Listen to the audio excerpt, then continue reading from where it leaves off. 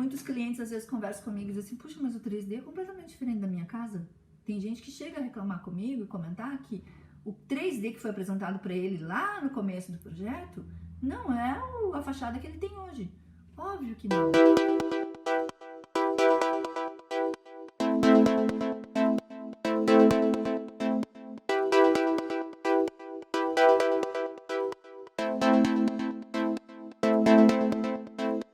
Oi pessoal, tudo bem?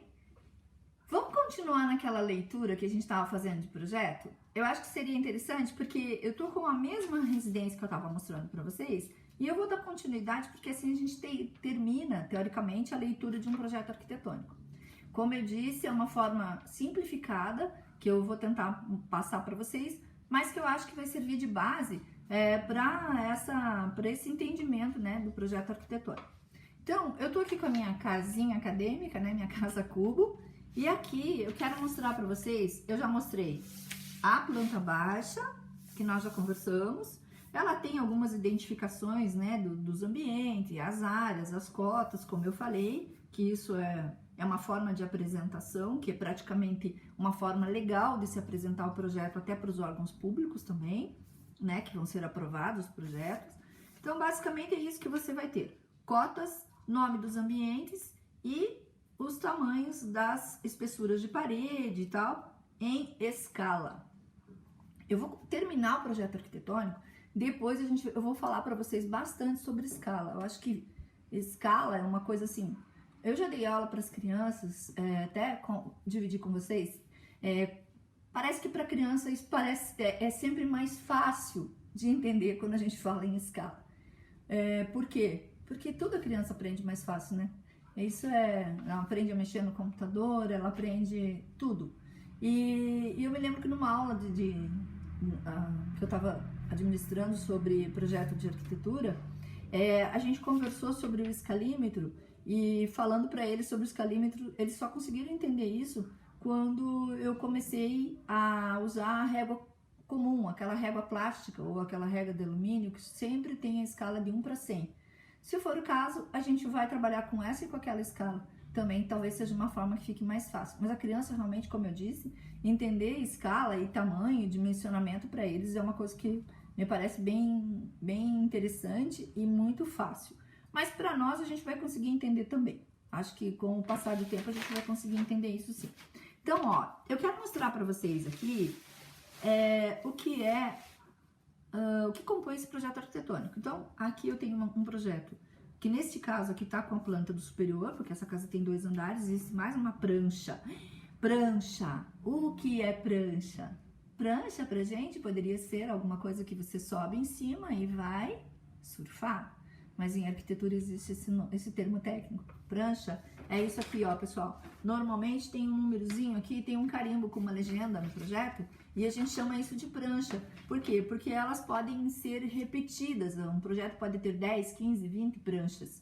O nome é esse porque é geralmente uma área maior de apresentação de projeto, embora existam projetos menores e a forma de apresentar menor. Mas por serem numa escala de tamanho maior do papel, a gente utiliza isso como prancha. Então, essa aqui é a prancha 2, no caso. E já existe a prancha 1, que é onde estava a planta baixa do piso térreo. Eu usei essa aqui porque essa aqui tem as elevações, que a gente vai conversar agora. Então, faz de conta agora que você é pequenininho, do tamanho, ó, essa casa aqui, vamos ver que escala mais ou menos, ó, vou falar um pouquinho sobre escala. Vamos ver que escala a gente poderia identificar que estaria esta casa. Vamos dizer que esta casa esteja na escala 1 para 50. Cleusa, como foi que você descobriu isso? Como? Porque você é arquiteta? Não. Olha só, até você poderia saber, quer ver? Vamos pegar aqui uma porta. Quase que todo mundo sabe que uma porta tem pelo menos 2 metros, né? Então, vamos dizer, uma porta padrão tem 2,10. Então, vamos ver qual escala se aproximaria mais a 2,10. Vamos pegar aqui, ó, essa aqui de 1 para 100. Nossa, 4 metros uma porta? Não tem 4 metros. Uma porta pode ter 1 metro? Não, ninguém passaria. Puxa, coloquei aqui na escala 1 para 50 e deu 2,10. Olha só. Então, isso quer dizer que essa casa tá numa medida que eu conheço, que seria de uma porta, que tem 2,10, e eu consegui identificar que ela está na escala 1:50. Bom, se não deu para entender ainda, mais tarde vocês vão entender, pode deixar. Então, eu estava conversando com vocês sobre o que é agora essa apresentação no projeto. Aqui diz, nesse projeto, que essa é uma elevação frente, elevação frontal. O que é frontal? A frente da casa, a fachada principal. Então, aqui, eu que desenvolvi esse projeto, sei que onde eu dei a maior ênfase e aonde está a fachada principal é essa aqui, ó.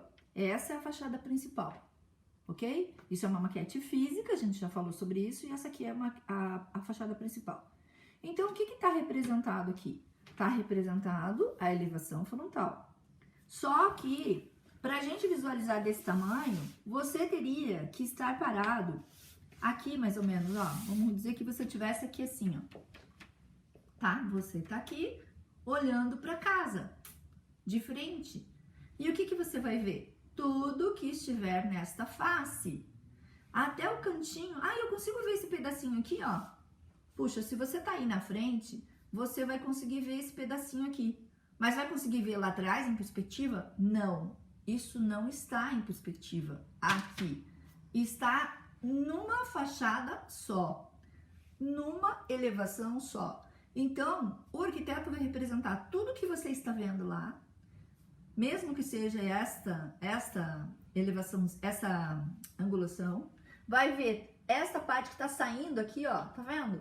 Tá saindo uma sacadinha aqui. Então, ele vai mostrar essa linha, vai mostrar tudo que estiver saindo e que você conseguir visualizar frontalmente, mas não em perspectiva. Veja, não estamos falando em perspectiva, porque quando a gente fala em perspectiva, a gente fala em 3D.